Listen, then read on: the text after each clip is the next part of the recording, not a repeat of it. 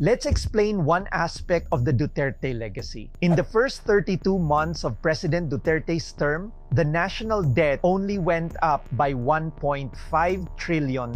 That's from 5.95 trillion to 7.45 trillion straight from the Bureau of the Treasury. Duterte admin debt increased by 1.5 trillion over 32 months. Average monthly increase approximately 46.9 billion. Major expenditures included infrastructure projects and social reforms. Marcos admin debt increased by 3.26 trillion over 32 months. Average monthly increase approximately 101.9 billion. Significant borrowings were made to support economic recovery, ayuda, and infrastructure development. But here's the thing about Duterte's time. It wasn't just about borrowing money. Stuff actually got done. Projects you can still see and use today. LRT-2 East Extension, the viaduct was done and station construction had already started. Skyway Stage 3, fast track to connect North and South Luzon. NLX Harbor Link Segment 10, finished and opened in 2019. North-South Commuter Railway. Phase 1 broke ground in early 2019. Big social reforms. We begin with good news. Higher education at state universities and colleges will now be provided free. This is in line with a new law enacted by President Rodrigo Duterte last night.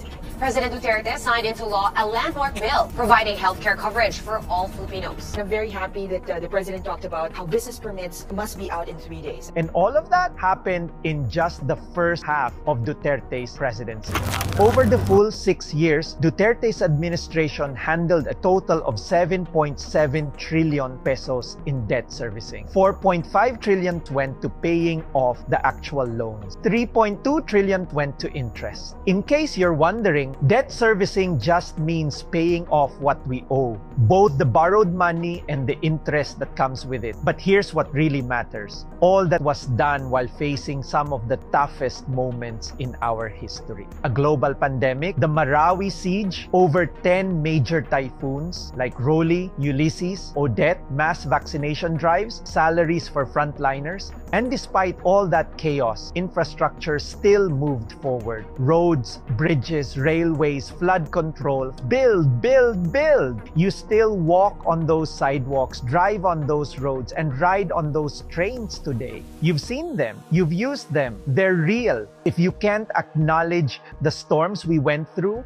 and the work that still got done, you're not sharing an opinion. You're not correcting the story. You're rewriting it. And that's not truth. That's just bias wearing a different shirt.